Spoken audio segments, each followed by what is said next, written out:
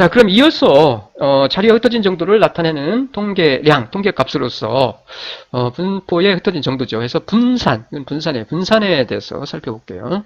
분산. 분산 뭐 그렇게 어렵지 않습니다. 이거 분산. 이게 분산이에요. 분산. 네, 분산.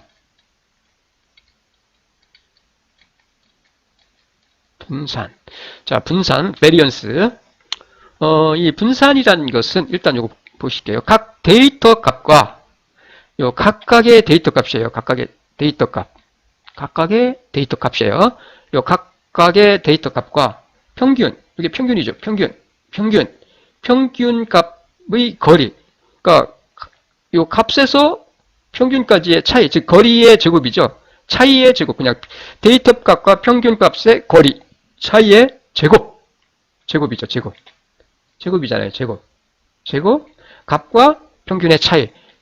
값과 평균의 차이. 평균의 거리의 제곱이죠. 제곱을 뭐해? 더해주는 거죠. 더해요. 이렇게 더해요. 더해요. 즉, 합계를 각 데이터 값과 평균 값의 거리의 제곱 합계를 뭘로 나눠줘요? 데이터 수. 이건 n은 데이터 수입니다. 데이터 수. 혹은 데이터 수 마이너스 1로 나누어준 값이에요. 다시 말씀드려서 각 데이터와 평균 값과의 거리의 제곱을 평균한 거예요. 평균. 즉 쉽게 말씀드리면은 요 값과 평균 사이의 거리를 우리는 뭐라고 하냐면은 요 값과 데이터 값과의 평균과의 거리, 요거를 다른 말로 더 짧게 표현을 하면은 우리는 이거를 그냥 편차로 기억을 하세요. 편차. 편차라고 하면은 값과 뭐예요? 평균과의 차이를 편차라고 한다. 라고 생각하시면 돼요. 편차. 이게 편차가 각각의 값들의 편차가 되겠죠. 뭐예요? 편차 제곱의 평균이에요. 쉽게 말씀드리면. 편차에 요거를 제곱해서 평균 낸 게 뭐야? 분산이에요. 분산. 의미는 뭐예요? 흩어진 정도를 나타내요. 자료에 흩어진 정도.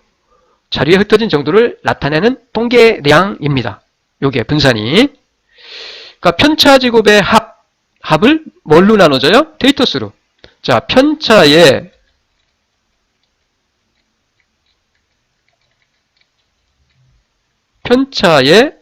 요 제곱의 합을 쉽게 외우세요. 그냥 편차의 제곱의 합을 뭘로 나눠져요? 데이터 수.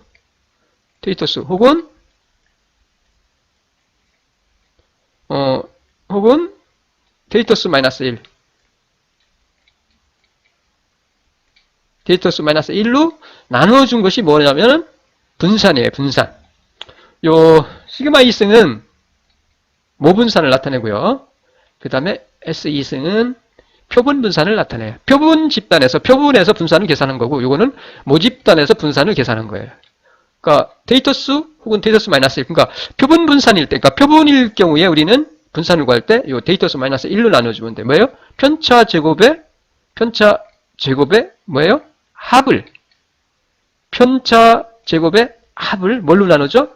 데이터 수 마이너스 1로 나눠주면 그게 뭐냐면 표본 분산이 됩니다. 다시 말씀드립니다. 의미는 자리가 흩어진 정도를 나타낸다. 라는 거 기억해 주시기 바랍니다. 어렵지 않아요. 그러니까 편차 제곱의 합을 뭘로 나누죠? 데이터 수 마이너스 1로. 데이터 수로 혹은 데이터 수 마이너스 1로 나눠주면 그게 바로 분산이다. 즉 자리가 흩어진 정도를 나타내는 통계량이다. 라고 우리가 기억을 해 주시면 될 것 같아요. 자, 그런데 요 관측치가 관측한 값이죠. 관측한 값이 뭐예요? 도수 분포표로 이렇게 정리되어 있는 경우가 있어요. 요 값들이 각각의 값들이에요. 이게 하나가 아니라, 이게 하나면 이거 뭐 신경 쓸 거 없는데, 이게 계급 도수로 이게 하나가 아니라 뭐 2개, 뭐 4개, 뭐 10개, 뭐 이런 식으로 그 값이 중복되는 경우죠. 관측한 값이 중복되는 경우. 즉, 관측치가 도수 분포표로 정리되어 있는 경우에 표본 분산은 어떻게 계산하느냐라는 거예요. 이것도 뭐 어렵지 않습니다.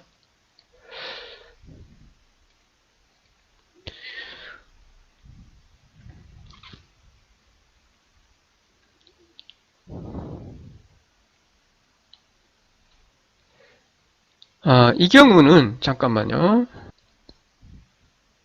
자, 이 경우는 보시는 바와 같이 이렇게 하시면 돼요. 뭐 어려울 거 없어요. 그냥 단지 아까는 앞에서 우리가 이게 하나만 있을 경우는 요 값이 하나만 있을 경우는 그냥 편차 제곱의 합을 데이터 수 마이너스 1로 나눠주면 됐는데, 그게 아니라 이 경우는 요게 아까 말씀드렸듯이 요 값들이 각각의 관측 값들이 하나가 아니라 뭐 여러 개일 경우에는 요 편차 제곱 있죠. 일단 편차 제곱을 구한 다음에, 그 다음에 그 값이 있죠. 요 값. 이 경우죠. 요 편차. y1에서 뭐예요? 평균을 빼주죠. 그렇게 편차가 되겠죠. 요 편차. 그 편차를 제곱한 다음에 요 y1의 값이 몇 개냐? 2다. 그러면은 2를 곱해주면 돼요. 여기다가. 이렇게. 마찬가지로 요것도 YK죠. YK에서 평균을 빼줘요. 그럼 편차가 되겠죠. 편차가 됩니다. 편차 제곱이죠. 거기다가 도수. 요 F는 도수를 나타내요. 프리퀀시의 도수를 나타냅니다. 그래서 여기 편차 제곱에다가 그 값의 도수를 곱해주면 돼요. 곱해줘요. 그러니까 편차 제곱에다가 그 값의 도수를 곱해준 다음에 그 다음에 더합니다. 더한 다음에 뭘로? 데이터 수 마이너스 1로 나눠주면은 표본 분산을 구할 수가 있어요. 뭐 계산은 간단합니다. 그 다음에 표준 편차입니다. 표준 편차는 이게 표준 편차예요. 표준 편차.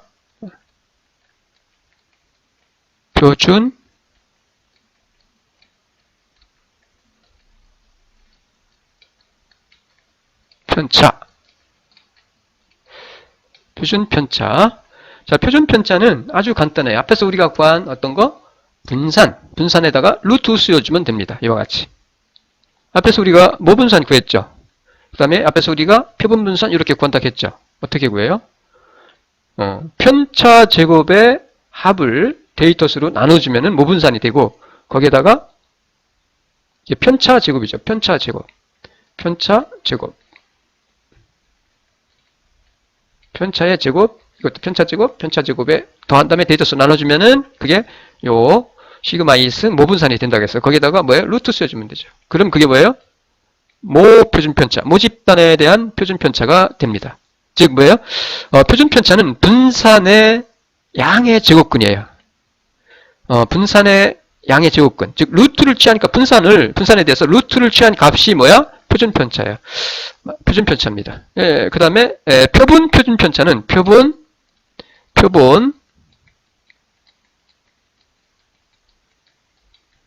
표준 편차는 뭐예요?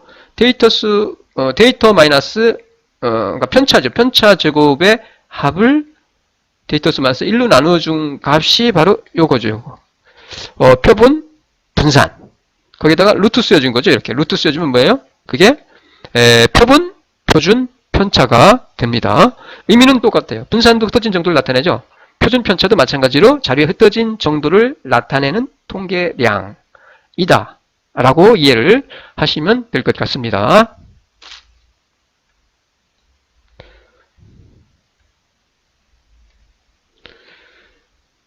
자, 그러면 흩어진 정도를 나타내는 지표에 대한 평가인데, 흩어진 정도의 지표 평가예요. 지표. 흩어진 정도를 나타내는 지표는 앞에서 우리가 보았던 분산이나 표준편차 이런 것들 있죠. 평가, 지표에 대한 평가인데, 기본적으로 우리는 어떻게? 상대평가입니다. 상대적으로 평가를 해요. 비교해서. 그 크기를 비교를 합니다. 크기를. 절대적으로 평가하지 않아요. 상대평가입니다. 상대평가예요. 기본적으로 상대평가라 한다. 기본적으로. 절대평가 안 해요.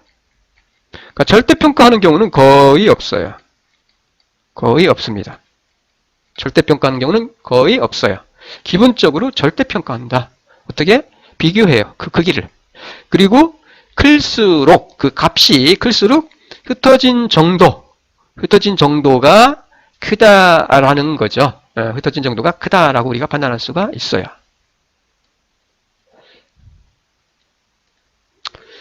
다음에 분산계수가 있습니다. 분산계수. 요 분산계수. 이게 변동계수라고도 하고, 요 coefficient of variance. 그러니까 coefficient는 이거는, 요거죠. 이거 변동.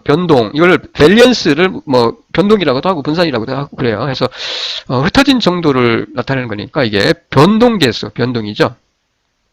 변동계수. 그러니까 분산계수라고도 하고, 변동계수라고도 합니다. 그래서 이거는 변동이에요, 변동. 변동. 혹은 분산계수. 변동. 이렇게, 변동. 그래서 몇 개의 표준편차를 서로 상호 비교를 하고자 할 때, 그러니까 표준편차를 몇 개를 갖다 우리가 비교할 때, 어떻게? 절대 수치보다는 상대적인 수치, 즉, 상대적인 분산도가 필요한 경우가 있어요. 그냥, 물론, 비교 가능합니다. 표준편차를 몇 개를 서로가 그 크기를 가지고 비교할 수가 있는데, 그런데 크기만 가지고 비교를 할 수 없는 경우도 있어요. 네, 그런 경우 어떻게? 상대적인 분산도, 상대적인 변동계수를 가지고 우리가 판단을 합니다. 흩어진 정도에 대해서. 자, 그럼 상대적 분산도를 측정하는 방법 중에서 하나가 뭐냐면은 요 분산계수, 변동계수예요. 분산계수, 변동계수입니다. 변동계수. 자, 변동계수, 분산계수란 뭐냐? CV 줄여서 CV라고 하는데 coefficient of variance에서 CV 변동계수, 분산계수는 뭐예요? 표준편차. 이건 표준편차죠. S는 표준편차를 뭘로 나누죠? 평균으로 나누어 줌으로써 우리가 이 분산계수를 계산할 수가 있어요. 그래서 요거에 의해서 어떻게? 실질적인 데이터의 흩어진 정도의 크기를, 상대적인 크기예요. 이 흩어진 정도의 상대적인 크기를 평가할 수 있다는 얘기예요. 즉 뭐예요? 실질적인 데이터의 흩어진 정도의 크기를 평가하는 척도. 척도가 바로 퍼센트로 표시하는데 분산계수입니다. 분산계수예요. 분산계수. 그 각각의 값들이 그 측정한 값들의 그 차이가 큰 경우죠. 큰 경우 혹은 측정한 그 단위가 서로 다른 경우에 그런 그룹 사이에 그 비교를 할 때 우리가 이 분산계수를 사용을 합니다. 분산계수를. 자, 예를 들어서 한번 볼게요. 이 경우는 표준편차입니다. 만약에 표준편차가 초봉이에요. 초봉이 남자의 경우는 그냥 예를 들을게요. 그냥 쉽게 초봉이 이게 1일 월급이에요. 하루 1일치의 초봉이라고 생각합시다. 그러면은 10만 원이고 여자의 경우가 9만 원입니다. 9만 원. 자, 10만 원과 9만 원.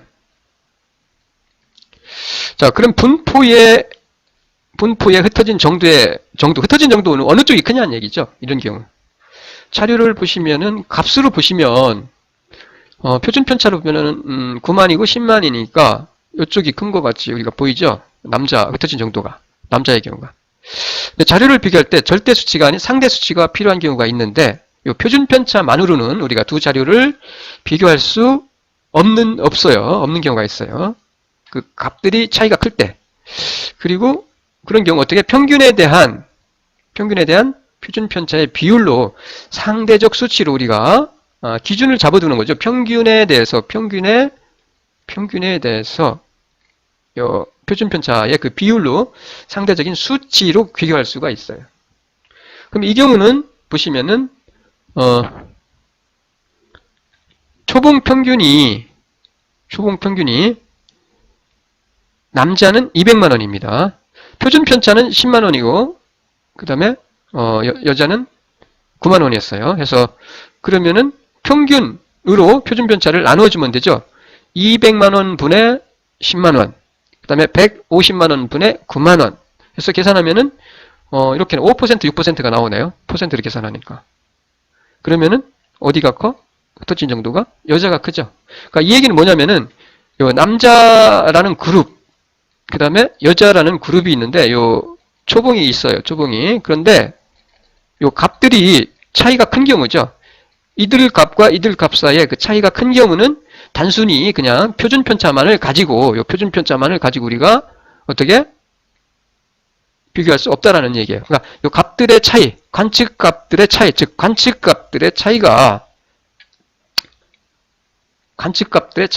큰 경우, 요 관측값 차이가 큰 자료들 사이에 요 산포도, 분산도, 흩어진 정도를 비교를 하거나 혹은 측정치가 상이한 자료들 간의 그 비교를 할 때 우리가 요 CV, 변동계수, 분산계수를 가지고 합니다. 관측치가 상이한 자료들이에요. 하나는 단위가 미터고 하나는 그램이고 뭐 예를 들어서 이런 식으로 그 단위가 다를 경우가 있어요. 측정치가 서로 상이한 자료들인 경우에 어떻게? 표준 편차만을 가지고 우리가 흩어진 정도를 비교할 수가 없고요. 상대적인 수치로서 뭐를 가지고? 분산계수죠. 분산계수, 변동계수를 가지고 우리가 그 흩어진 정도를 비교를 해야만 한다라는 것을 기억을 해주시면 될까요? 핵심은 요거예요. 즉 언제? 관측값의 차이가 큰 자료들 사이에 흩어진 정도 혹은 측정치가 상이한 자료들 사이에를 비교를 할 때 그때 우리는 요 변동계수, 분산계수를 이용해서 흩어진 정도를 서로 비교를 한다라는 것을 기억해 주시면 될 것 같습니다. 그 다음에 평균 편차가 있습니다. 평균 편차. 이 평균 편차는 요 평균 편차는 자료의 평균으로부터 그러니까 자료의 평균으로부터의 절대 편차들을 평균한 거예요. 요 편차죠, 편차. 값에서 평균을 뺀 게 앞에서 우리가 설명드린 편차예요. 그러니까 절대 편차죠. 그러니까 절대값이죠. 편차에다가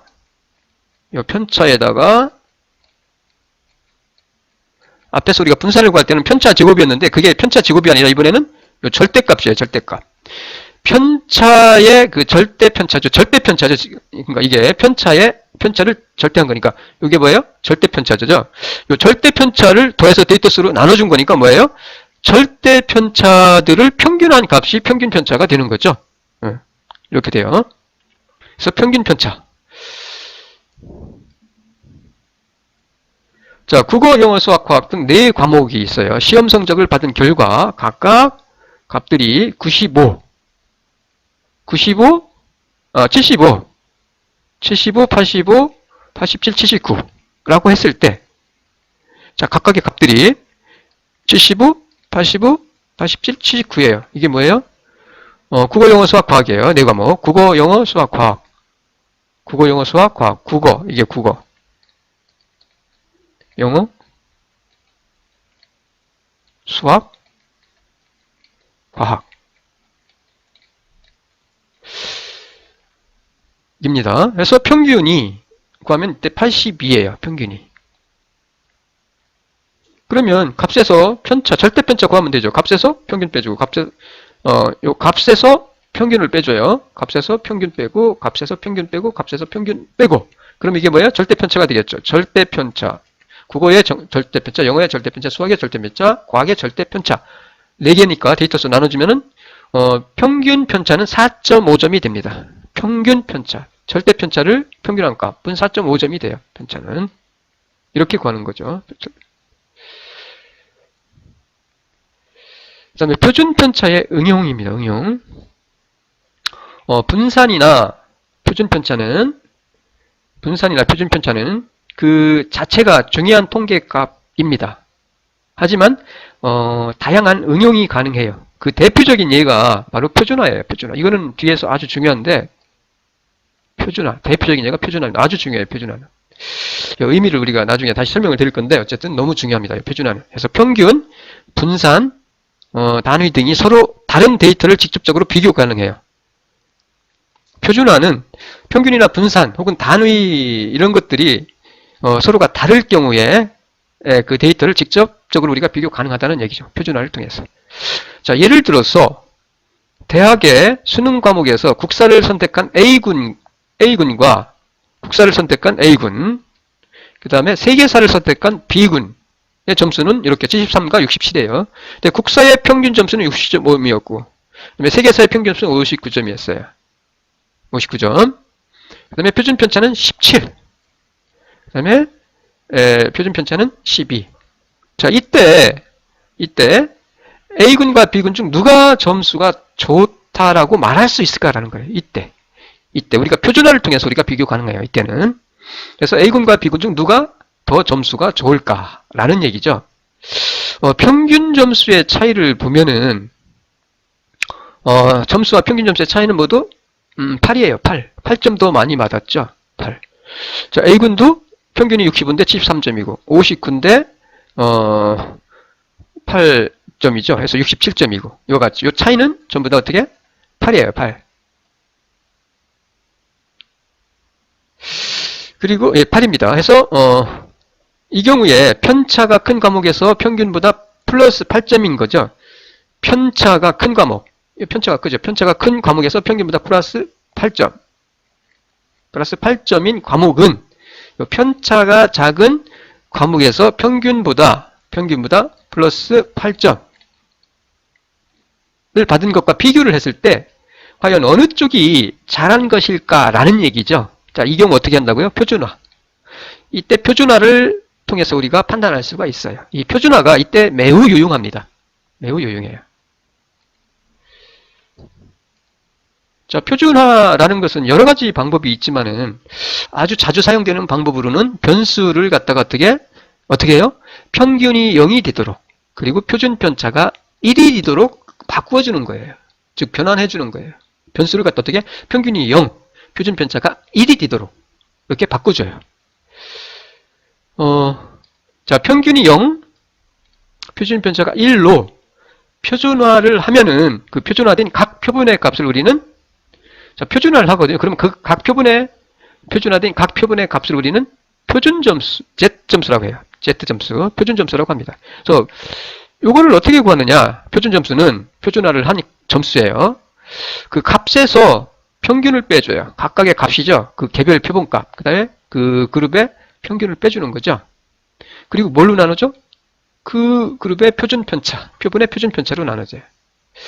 즉 편차를 표준 편차에 점하는 비중이죠. 그러니까 표준 편차 분의 편차를 표준 편차로 나눠준 것이 바로 표준 점수가 됩니다. 자, 이렇게 우리가 변환을 해주면은 요 값들이죠. 요 값들. 요 표준 변수의 값들이 어떻게 되느냐? 이거의 값들은 분자는 뭐예요? 모든 변수의 평균을 0으로 해주기 위한 거예요. 이거는 요거죠. 요거는 분자는 모든 변수의 평균을 갖다가 0으로 해주기 위해서 이렇게 하는 거고요. 그 다음에 분모, 요 표준 편차죠. 나눠주는 거죠. 이거는 분모는 모든 변수를 어떻게? 표준 편차가 1이 되도록 하기 위해서 이렇게 해주는 거예요. 이렇게 우리가 변환을 해주면은, 요 표준 점수죠. 이렇게 각각 그 값들을 갖다 표준 점수를 변환을 해주면은 이 그룹의, 이 집단의, 평균은 0이 되고, 그 다음에 표준 편차는 1이 됩니다. 1. 쉽게 말해서 표준화는 뭐예요? 평균이 0, 표준 편차가 1이 되도록 변환해 주는 거예요. 자, 그러면 A군의 표준 점수는 A군의 국사 점수, 그 다음에 국사의 평균, 국사 표준 편차, 그 다음에 B군의 표준 점수는 B군의 세계사 점수, 세계사 평균, 세계사 표준 편차로 나눠주면 되겠죠.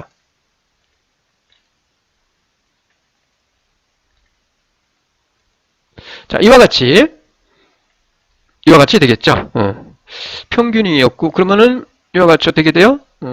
값들이 표준 점수를 구할 수 있겠죠. 누가 잘했어요? 표준 점수 누가 높아? 여기가 높네. 점수로 보면은 여기가 높은데, 그 다음에 편차 9고, 편차 8이고, 그러니까 이쪽이 더 점수가 높아요.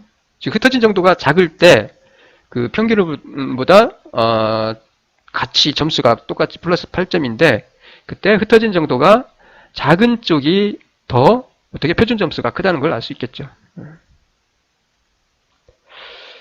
그 다음에 지금까지 설명드렸던 것들에 대한 분산, 표준 편차 이런 것들 연습을 한번 해볼게요. 요 표는 같이 한번 해봅시다. 이거는 자 보세요. 이거는 제조회사의 생산 과정에서 발생한 주당 1주째 불량품이 2개, 그 다음에 35주를 집계한 거예요. 1주째부터 35주까지. 35주. 그 다음에 이 3주째는 불량품이 6개였고, 4, 5, 6, 7, 8주째는 8개였고, 이런 식으로 쫙 해서 정리한 거예요. 자, 그러면은 어떻게 이거를 빈칸을 채우라는 얘기죠. 일단은 우리가 앞에서 자료 요약해서 도수분포표 이거 다시 한번 복습입니다. 그래서 이거는 뭐 간단하죠. 상대 도수, 전체 도수가 이거고, 상대 도수는 구성비라고 했어요. 그 계급의 구성비. 그 계급의 도수가 전체 도수 중에서 요 얼마를 차지하느냐는 거죠. 35분의 요 3. 요거는. 그 다음에 35분의 7 이렇게 되고. 누적 도수는 뭐 이건 3이고 위에 거 3과 7 더하면 되는 거니까 더해주면 되고. 이것도 그렇고요. 이것도 그냥 구하면 될 것 같네. 해서 이와 같이 우리가 이거는 다시 한번 보시고요. 해서 상대 도수는 그 계급의 도수가 전체 도수에서 차지하는 비중, 즉 구성비라고 했어요. 이렇게. 뭐예요? 35분의 3이죠. 요거 나눈 거. 요 35로. 그 다음에 요거는 35분의 7, 35분의 9, 35분의 8 이렇게 나눈 거죠. 대충 보시면 자료가 여기에 집중되어 있는 거 알 수 있겠죠. 뭐 누적은 누적도수니까 뭐 이거 없이 사실은 그냥 요거 더하면 이게 되겠죠. 요거 그 다음에 요거 더하면 이게 되겠죠. 요거 해도 되고 뭐 이거 그냥 이거 더하면 되니까 요거 더하면은 요 값이 되겠죠. 요거 더하면 요 값이 되겠죠. 그러면 이 값과 요거를 더하면은 이제 요 값이 되겠죠. 이렇게. 그 다음에 요 값과 요거 더하면 되겠죠. 값이 되죠. 아니면 그냥 누적이 나와 있으니까 35분의 3, 35분의 10, 35분의 19 이렇게 해도 돼요. 물론 뭐 이게 없으면 그냥 요거 가지고 누적 상대수 구하면 되고요. 그래서 불량품이 4개 그러니까 54%가 요 정도 되네요. 누적으로 보니까. 그러니까 2개 불량품이 2개 이하로 발생이죠. 한 게 이게 누적으로 보면은 2개에 54.29%. 그 다음에 불량품이 5개 발생하는 경우죠. 이 경우는 94% 이렇게 되면 되고요. 그래서 어디까지 그 퍼센트를 알 수 있고 누적이죠. 그 다음에 자료의 흩어진 정도를 그 중심의 위치죠. 집중화 경향을 좀 우리가 볼 수가 있고요. 도수 분표를 통해서 이렇게 판단할 수가 있겠네요. 그 다음에 이거는 이제 분산을 구하는 거예요. 분산 표준 편차 구하는 거죠. 그래서 어떤 아파트의 가구당 월 소득을 조사를 했습니다. 이게 표본입니다. 그래서 11가구입니다. 11가구. 분산과 표준 편차를 구하라는 얘기죠. 분산과 표준 편차. 일단 평균을 구하면 되겠죠. 우리가 앞에서 말씀드렸듯이. 그래야 편차를 구할 수 있으니까 편차 제곱. 평균 구하시고 편차 제곱해서 그 합수를 구하죠. 편차 제곱의 합이죠.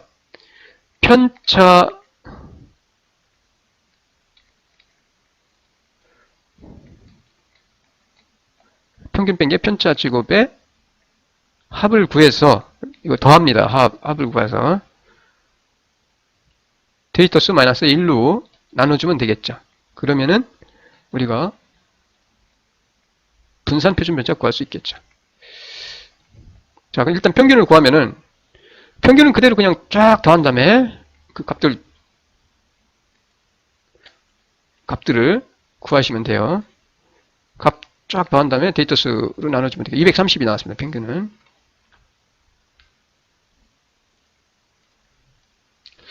그 다음에 편차 제곱.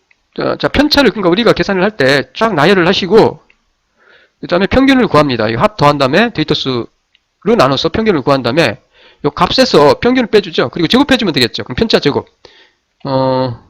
자, 이거 편차 제곱에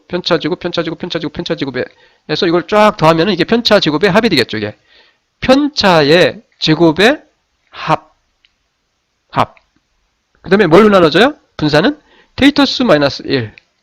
이걸 뭐예요? 데이터 수 마이너스 1로 나눠주면은 표본 분산을 구할 수 있겠죠. 그리고 루트 쓰이면은 표준 편차를 구할 수 있겠죠. 자, 이와 같이 편차를 제곱합니다. 그리고 이거 쫙 더하면은 이렇게 나와요.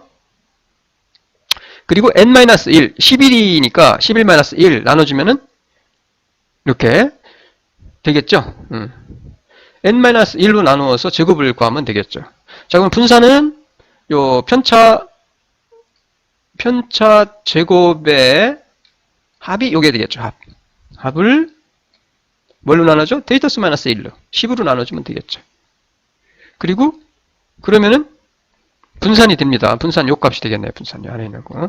그 루트 씌운 게 뭐예요? 그 값을 분산을 루트 씌운 게 표준 편차. 표본 표준 편차에서 66.33. 표준 편차 값 흩어진 정도는 66만 원이 되네. 이 경우 66만 원. 됐죠? 뭐 간단합니다. 편차 제곱의 합을 뭐라고요? 편차 제곱의 합을 데이터수 마이너스 1로 나눠주면 그게 바로 표본 분산. 그리고 그 표본 분산을 뭐 한다고요? 표본 분산을 양의 제곱근. 그러면은 표준 편차를 구할 수 있다. 뭐 간단해요. 복잡할 거 없습니다. 그래서 이 경우 이 아파트의 가구당 평균 월소득은 얼마라고요? 230만 원이고 분산은 이렇게 되고요. 그리고 표준 편차, 이게 빠졌네. 표준 편차, 표본의 표준 편차죠. 표준 편차는 66.33만 원이라고 할 수가 있어요. 흩어진 정도가 꽤 크네요. 소득 격차가 크네. 이렇게 우리가 판단을 할 수가 있습니다. 그 다음에 제조회사의 불량품 수를 가지고 분산과 표준 편차 구하는 거네. 이것도 똑같아요. 분산과 표준 편차를 구하시오. 도수가 여기 한번 나와 있으니까 여러분, 이 경우는 값이 하나가 아니라 이렇게 중복되는 경우죠. 중복되는 경우 뭐 간단합니다. 편차 제곱에다가 그 값의 도수를 곱해줘서 더한 다음에 데이터수 마이너스 1로 나눠주면 되겠죠. 그래서 뭐 어려울 거 없습니다. 일단 평균 구하고요. 당연히. 그 다음에 편차의 제곱과 도수를 곱하죠. 편차, 값에서 평균 빼고 제곱한 다음에 그 계급의 그 값의 도수를 곱한 다음에 그 합을 구하죠. 그리고 그 합수를 뭐예요? 데이터수 마이너스 1로 나눠주면은 분산을 구할 수 있겠죠. 자, 해볼게요. 일단 평균 구하시고, 평균도 마찬가지로 그냥 전체 도수가 있으니까 값에다가 그 값의 도수를 곱해서 더해서 데이터수로 나눠주면 평균이 되겠죠. 이와 같이 불량품이 0인주가 3번 있었어요. 한 번 불량품이 난 경우가 7번 있었어요. 7주가 있었어요. 7주. 그 다음에 해서 이렇게 계산을 하시면은 얼마가 나와? 평균은 전부 다 20주인데 1.75가 나옵니다. 1.75 평균. 그러니까 평균 불량률은 1.75예요. 1.75. 두 개가 조금 안 되네. 안 돼요. 그 다음에 마찬가지로 편차 제곱을 구해야 되겠죠. 편차 제곱. 이와 같이 편차 제곱을 구해요. 편차 값에서 평균을 빼주죠. 1.75 빼주면 되겠네. 평균은 1.75였어요. 우리가 1.75 1에서 1.75 빼주고 그래서 편차 해서 그 다음에 편차 요거를 제곱해주면 되겠죠. 제곱 요거를 제곱해서 이렇게 만든 거예요. 마찬가지로 그 다음에 이게 값이 하나가 아니라 여러 개였죠. 그 도수가 3이니까 3 그 다음에 하나인 경우가 불량품이 7주 있었죠. 그 도수를 요 편차 제곱에다가 요 도수를 곱해서 구한 값이 요거죠. 편차 제곱에다가 뭐예요? 요 도수를 곱해 준 거예요. 이렇게. 그 다음에 그걸 뭐예요? 쫙 더하면 되겠죠. 자, 편차 제곱에다가 도수를 곱한 다음에 그 값들을 전부 다 더해줘요. 그리고 나서 어떻게 해요? 데이터수 마이너스 1로, 즉 20 마이너스 1로 나눠주면 되겠죠. 1.78이 나오네. 분산은 1.78. 그 다음에 1.33. 표준 편차는 1.33. 흩어진 정도 1.33. 그렇게 크지 않네요. 흩어진 정도가. 그래서 이와 같이 우리가 분산과 표준 편차, 흩어진 정도를 나타내는 통계량을 구할 수 있겠죠. 대략적으로 표준 편차는 1.33. 1.33이 되겠네요. 그렇게 흩어진 정도가 크진 않아요. 이렇게 구할 수 있고요. 그 다음에 하나만 더 합시다. 요 다음 두 자료는 분포에 퍼져 있는 흩어진 정도를 비교하시오라는 얘기예요. 여기서 잘 보시면 앞에서 말씀을 드렸듯이 요 값들의 크기가 이 그룹의 신생아 그룹의 체중과 그 신생아의 아버지 그룹의 체중, 요 값들이 아주 차이가 커요. 이때는 요 표준 편차 우리가 이렇게 계산할 수 있겠죠. 표준 편차 계산이 가능해요, 물론. 신생아의 표준편차, 아버지의 표준편차 구할 수 있겠죠. 근데 요 값들의 차이가 큰 경우는 이게 직접적으로 비교가 하지 않습니다. 일반적으로는. 이런 경우는 앞에서 말씀드렸듯이 분산계수, 변동계수를 가지고 한다고 그랬어요. 변동계수. 네, 변동계수예요. 관측값의 차이가 크니까 표준편차보다는 뭘 가지고? 변동계수, 분산계수를 가지고 한다. 라고 말씀을 드렸습니다.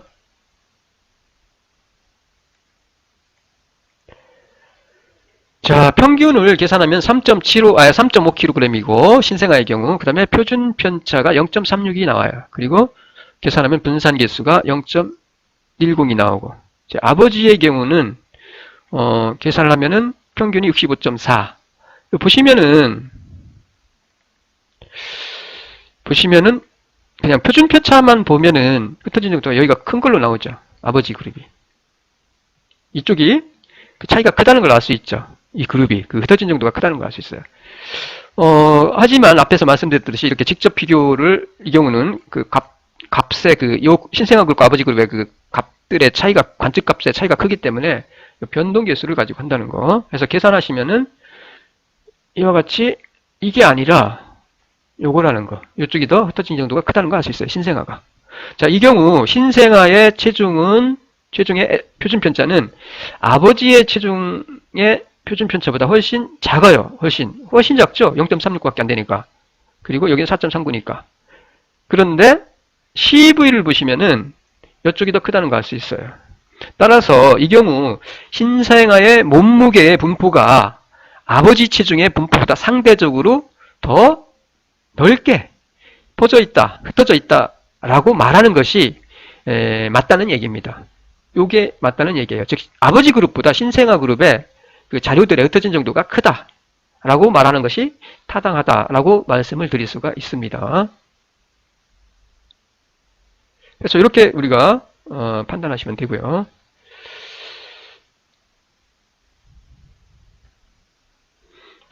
CV는 아까 앞에서 말씀드렸으니까 표준편차를 평균으로 나눠준 값이에요. 그러니까 평균에 점하는 표준편차의 비중이죠.